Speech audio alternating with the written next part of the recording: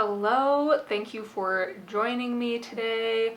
I have some tea with me. It's scalding hot. Just kidding. My literal tea is lukewarm because I brewed it like an hour ago and then forgot about it. And although I am going to talk about some things today in this video that might get a little spicy, I'm in a mood to keep it casual and keep it chill. So nothing that I'm going to say here is meant to be a huge declaration. I'm just going to talk about some things that have been on my mind and in my heart in terms of how things are changing for me as a tarot reader with my relationship to the tarot cards as well as to the tarot community. First up, and this will probably end up being the bulk of the video, I think, I quit Instagram. I am no longer on Instagram. Okay, technically, I didn't delete my account. My account is still there.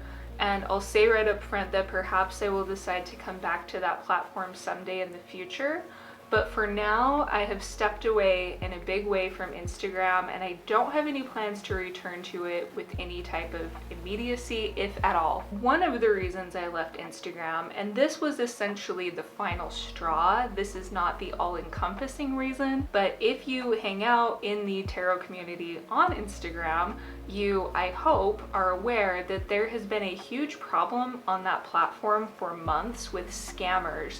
This is happening a lot in the tarot world, but from what I understand, it's not just the tarot world. They're also targeting like astrologers or anyone who does anything kind of witchy. So it's a bigger problem than just the tarot world. But what is happening, in case you are not familiar with this, is someone will come in and create a new Instagram profile with a username very similar to an established tarot reader. Except it might have like a dot or a dash. There will be a little difference in the username. So that's one way you can spot these scammer accounts.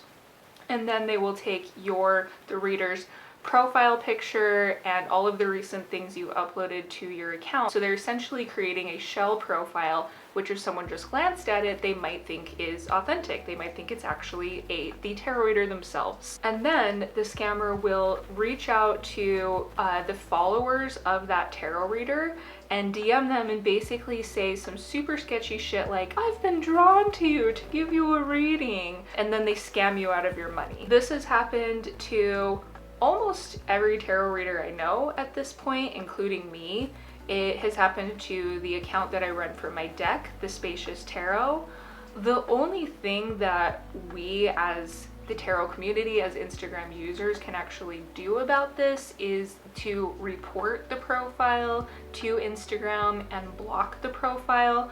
So far though, Instagram has done pretty much nothing to stop this. Now, this isn't really surprising at all if you know anything about Instagram and some of the recent very big controversies that they, as well as their parent company Facebook or Meta, have faced in recent years. A few big things have come out recently, but one is that Instagram knows and has known for quite some time that their platform causes harm to young women in particular, and they chose to minimize that and take little to no action. There's also things that are even scarier than that if you really get into the weeds of the issues with these big social media platforms. Like Facebook was used to, it played a big role in inciting violence in Myanmar recently. So I'm not going to go in depth on any of that. You can of course look those things up and you'll find a lot of news articles about issues with social media, and that's on even that what I've listed just now is really just barely scratching the surface of things that have been troubling me personally and troubling a lot of people about these platforms for a while. So when someone a week or two ago created a scam account pretending to be me, and then I was suddenly getting tons of DMs and even messages from like my friends and family who follow me on Instagram like, is this you? What's going on? I was just like, fuck this shit, I'm out of this hellhole. So I'm off Instagram for now. I just paused for a minute to take some deep breaths because I told myself before filming this, Carrie, don't get too worked up. But it's hard not to get worked up about this stuff. And I don't want this whole video to just be ranting about social media, but at the same time, I want to get some of those things off of my chest. So there's a few more things that I want to talk about that have been on my mind in terms of the tarot community and social media. As I've been thinking about this more, the Five of Wands keeps coming to mind for me. One of the ways that I often describe the Five of Wands is energetic overwhelm. And even besides the broader, or you could say the more I can't talk today, the more harmful issues with social media that I talked about before, that's another thing that has been unnerving to me for quite some time, is that every time I would log on to social media, it was essentially this energetic overwhelm and this fire hose of other people's opinions and memes and hot takes. And I have felt, and I've talked about this before over the years, but I've been feeling for quite a while that my personal ability to process things in a deeper way and to really come to a more nuanced, in-depth understanding of issues has been degrading. And I think a lot of that is because of social media. Like, I actually feel like it's changed my brain. And of course, if you are watching this and you are still on social media, I do not want this to sound preachy. This is just my experience and my opinion. And these are things that I had been thinking about and feeling for a long time, for many years. But for quite a while, I felt like there was still enough benefits and a sense of community and things that I enjoyed about social media that it kept me there. And like I said, I might end up coming back at some point, so I hope this doesn't sound really preachy. Kind of tying back into the Five of Wands things and the energetic overwhelm and all of the hot takes on social media, I think something I've noticed with social media in general, but also in particular with the tarot community, because that's a lot of where I was spending time on social media. And this is my perspective. Obviously, I only have a limited view of what comes up on my feed, but I had been noticing for maybe the past year or so an uptake in hot takes from tarot readers that are from my perspective, essentially someone's talking about like someone else's opinion or another way of reading tarot, or like different tarot philosophies. But instead of there being this ability to just think of it as, oh, I have my way of interacting with the cards and interpreting the cards, and someone else has their way, and that's okay, and I'm just talking about the differences, I noticed an uptake in people framing different ways of working with tarot as somehow bad or problematic. One of the reasons that doesn't sit right with me is I definitely believe there are things in the tarot world which truly are harmful or problematic and really deserve that type of scrutiny, like a lot of the conversations that have been happening in the tarot world for a while around representation, both in actual decks, in the artwork, as well as in, who's creating decks and who are we supporting their work and things like that. Like, those are all really good conversations about things that, from my view, actually are issues. I know I'm being a little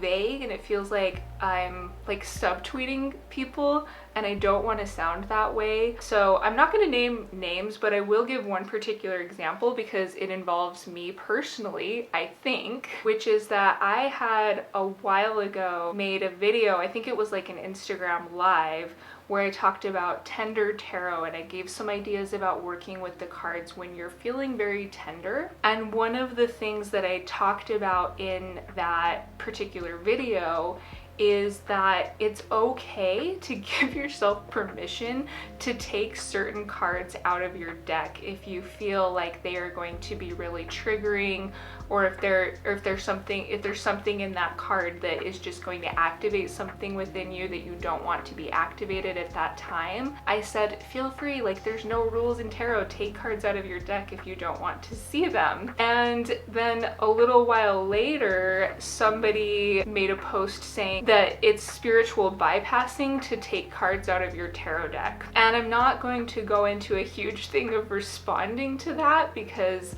I guess like if that's your opinion that that's spiritual bypassing, okay. But in my mind, I'm just like, that's just a different way of working with tarot. Like, why do we have to make everything problematic or, spiritual bypassing, or because you have a different philosophy of working with the cards than I do that it's bad or wrong. That's just one example, and maybe that person wasn't even talking about me. I don't know, maybe I have no idea. It's all just kind of silly, but it's also kind of fatiguing to me. A lot of it is just for an opportunity for me to kind of disengage and do my own, inner processing around this stuff. But it's one of the things that to me about social media was kind of getting like, oh my gosh, I'm just tired. That kind of ties into one of the next things I wanted to talk about, which also again kind of goes back to the Five of Wands and the energetic overwhelm aspect, which is this is, of course, I hope I'm being clear about this. This is all my personal view. If you have a different experience of social media, that's great. But I have noticed that for me and for a lot of folks that I've been talking to lately, we've been more and more aware of the ways in which using social media keeps us in more of a reactionary mode on so many different levels. On more of the surface level, one example of the way social media keeps you or me in a reactionary mode is there's this algorithm, right? And we're always, even like subconsciously, when I tell myself like I don't care about the algorithm, they're just by design, the way these platforms are designed are to get us to behave in certain ways for the algorithm. So I didn't like when I started noticing that I felt pressure to create things or share things on social media in a certain way because it was better for the algorithm. I don't like that. I want to create things in a way that feels really true to me and feels like I'm creating them from a place of authenticity, not creating them from a place of I'm sort of just being pigeonholed into this because this is the way this platform works. I hope it makes sense what I'm saying. Another thing I wanted to discuss, and I didn't really know where in particular to fit this in, but for a while now I had been, ironically, on social media following the Nap Ministry. And if you're not following that account, I definitely recommend, or if you're like me and you're getting off social media, you can look into the work that they do outside of social media. So the main woman behind the Nap Ministry, her name is Trisha, and I was listening to an interview with her recently on For the Wild podcast, and just a lot of these ideas that I'd already been seeing through the Nap Ministry when I was on social media, seeing some of their posts,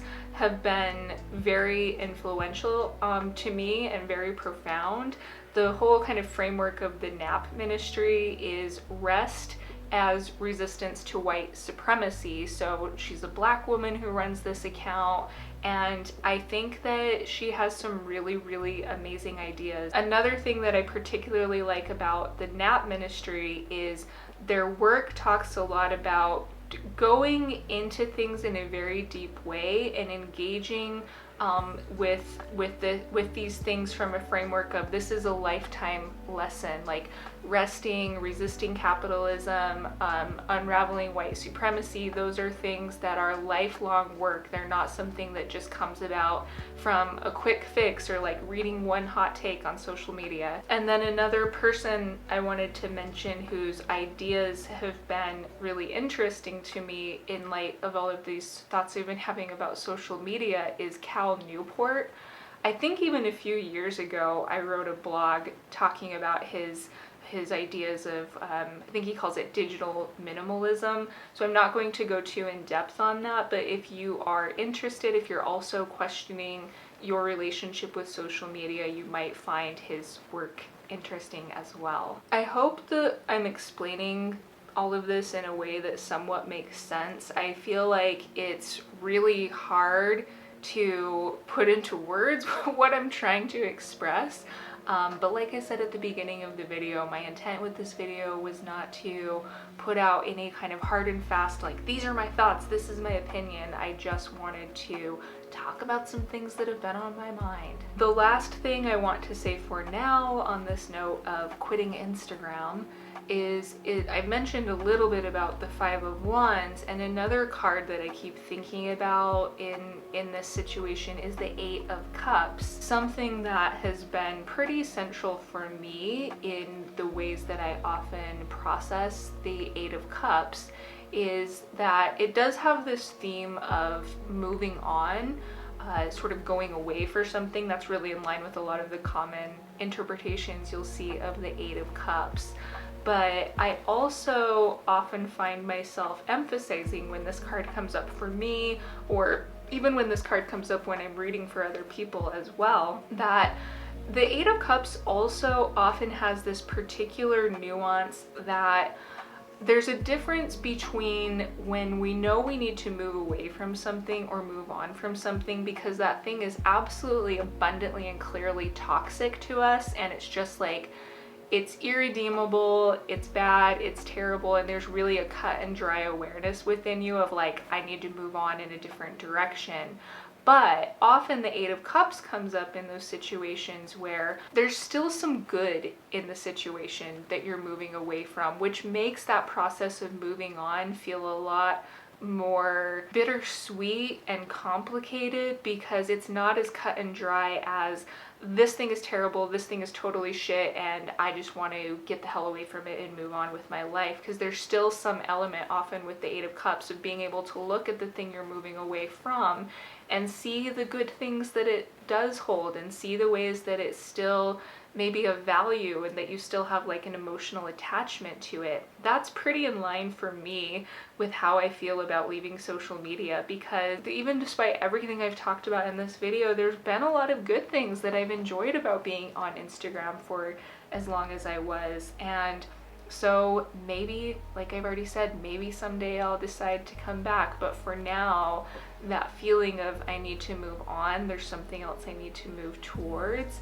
is the strongest sentiment, and I feel it feels really good to be in this place. I have no regrets with where I am right now, and I'm very happy with the decisions that I've made at this time. Okay, I think I'm ready to move on from that topic and go into part 2, if you will, for this video, which is professional readings, my role as a professional tarot reader. That is also changing for me right now.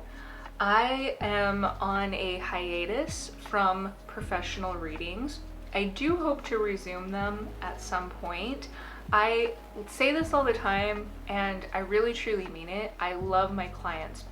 I feel very lucky because I'm at a place now where my client base has grown and grown over the years, and that's really wonderful and it means a lot to me. But I mentioned this in an email that I shared recently, is I take my role as a professional tarot reader very seriously. So I'm always looking at what are my boundaries, how am I feeling, what do I have to offer to the people that I'm working with, how can I do this work in a way that's as respectful and as true to who I am and what I have to give to the world as possible. This isn't the first time that requires me to take a break, put my readings on hold, and just do a little bit of shifting with my process. One concrete thing that means is raising my prices. You know, that's natural. That's something that I've had to do incrementally over time. So I'm just kind of putting that out there and preparing people for that right now. It's probably not going to be anything super dramatic, but it is just, it's kind of just part of what you have to do when you exist in a capitalist system and you're offering services. Your time is limited, and you know, there's that reciprocity for the time and the energy that you put into things. I also needed a little space to continue to focus in an even deeper way on my own well-being and how I'm feeling into my beliefs and how I'm changing and how I'm shifting, which is part of the things that I've been rambling about in this video. Another thing that's been coming even more to the forefront for me lately that relates to taking a break from one-on-one client sessions is I do want to create more broader offerings or broader work. I do want to be making more videos, even though I always feel very self-conscious. I feel like I'm not very good at making videos, but I want to make more videos. I want to write more. I'm already slowly starting to do both of those things with the fact that I've been on a break from clients for a couple of weeks so far. That's something that I have kind of struggled with in the past, mostly in the past, I'd say maybe 2 years or so, is again because I'm lucky and I'm grateful that my client base has grown, but that means that I have less energy for putting out content and doing other things like that. It does take a lot of emotional and spiritual energy, for me at least, to be a professional reader and to give people a service that really comes from my heart in that way. And it took me a while to realize that I kept wondering, like, why am I not blogging? Why am I not making more content? I keep saying I want to and I'm not doing it. And I finally realized, like, I need to be real with myself that I only have so much emotional energy and spiritual energy to put into things. It's a natural part of evolving and growing and shifting as a human being, is thinking about where am I putting in my energy, and how can I do that in a way that continues to reflect my values and all of that kind of stuff. So I'm kind of just rambling about it, which is, yeah, that's the whole thing I'm doing in this video. I have been thinking about how I can, yes, continue to do client readings, but to do so in a way that gives me more space for the other work that I want to do in the world. In addition to what I mentioned earlier of the desire and intention that I have to write more and to possibly do more videos and things like that this year and going forward, I also want to start teaching more in general. I've noticed an increase naturally over time in people who come to me for mentoring sessions and want to learn more about my thoughts and my ideas on tarot, which is really cool. So hopefully I can continue. I've already been slowly wading into that over the years, but hopefully I can continue to create more courses and workshops and things along those lines. On that note, I will be presenting in person at the Witch City Tarot Festival in Salem. That is in July 2022. It was supposed to be back in 2020, and as we all know, nothing happened in 2020. And the reason I was crossing my fingers like this is just, you know, because things are still evolving with the pandemic right now, but I'm optimistic. Right now the event is scheduled to go on in July 2022, so that's an example of something that I would love to do more of in the future. Like, I'd love to do more in person with things around tarot. It's hard for me because I feel that I'm very awkward and I kind of have social anxiety. Not kind of, I do have social anxiety. But also I just love the idea. I love connecting with people virtually, but I also think I'm really craving like more in-person events. So hopefully I can continue to make space for more of that type of thing as well. Now I'm going into part 3 of this video, I guess. I tried to structure it in parts to make my thoughts make sense. Part 3 of how my relationship to tarot cards and the tarot community is changing. I'm thinking of this as different lenses. Let me explain what I'm talking about. So this isn't my thing, I'm a dummy, but in the world of, you know, like literary criticism, there's this whole idea of different lenses through which you can interpret a text. You know, like you can interpret a text through a feminist lens or a Marxist lens or so on and so forth. I think there's a lot of parallels to that in how you interpret or engage with tarot. And I've always felt that way, and I've always, I think, given myself permission to not be particularly stuck or particularly fixated on there has to be just one lens through which I view tarot. I've always been interested in reading different books and, you know, going into different schools of thought, not even things that are just specifically about tarot, but anytime I read any kind of book that has interesting ideas, I'm always thinking about, like, how can I filter this into the lens that I use to look at tarot? I guess it's less of a change because I've always been open to different lenses for working with tarot, but I think I want to give myself even greater permission to embrace that. I'll give you a more more specific example of something that applies to this. So I recently finished reading this book. I don't know if my camera might not focus on it, but this is the Tarot Handbook by Angelis Ariane. I hope I'm pronouncing her name right. I will probably post on my blog or maybe in a video format in the relatively near future a full review of this book, because I do have a lot of thoughts that I think I could share on this. But right now I want to talk about something that she goes into in this book, which is this theory called the Bardo states. I will preface this by saying I haven't done a ton of research into this yet, so I'm not extremely clear on where this comes from. In the book, she claims it comes from the Egyptians, but I'm not really sure how historically accurate that is. In some precursory Googling that I did about this, I think it's more of a Crowley thing because this book is based on the Thoth deck. But either way, the general concept of this is that there are 13 of these Bardo states, and Angelis Ariane defines the Bardo states as problematic states in consciousness. These 13 problematic states in consciousness, according to this lens, are represented by 13 specific tarot cards. Initially, when I came across this, I was like, oh wow, that doesn't line up with how I view tarot, because one of my kind of core concepts with the lens that I normally look at tarot through is there are no positive cards, there are no negative cards, every card has a whole spectrum of meaning. These are things that I'm always talking about. So my initial thought when I came across this again in the book was like, oh no, like that doesn't resonate with the way that I read tarot. But I found myself just thinking about it more and more, and I kind of came to realize, like, Carrie, why would you not give yourself permission to just play with that idea? Just because you take on a certain lens of interpretation for a period of time, or as an experiment, or just as something cool to think about, doesn't have to mean that you're saying this is the lens, this is something that I'm from now on forward, I'm always going to think that there are these 13 cards and they represent these 13 stages of consciousness. What I've always loved about tarot is how nebulous it is. Tarot, I think I even talked about this in the Spacious Tarot Guidebook, that tarot refuses to be pinned down.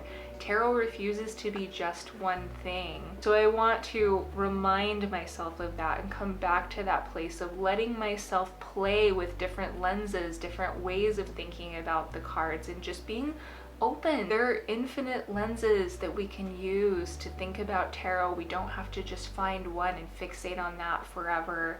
And again, that's something that I've always known and I've always believed, but I'm very much reminding myself of that and reconnecting with that, because that feels really good to me. Okay, that is it. Those are some of the things that I wanted to talk about today, so I appreciate you bearing with me. I tried to structure my thoughts in a way that makes some level of sense, but it was also just like, I have these thoughts in my head and I just want to put them out there. I appreciate you being here, and hopefully I will connect with you again before too long. So take care. Bye.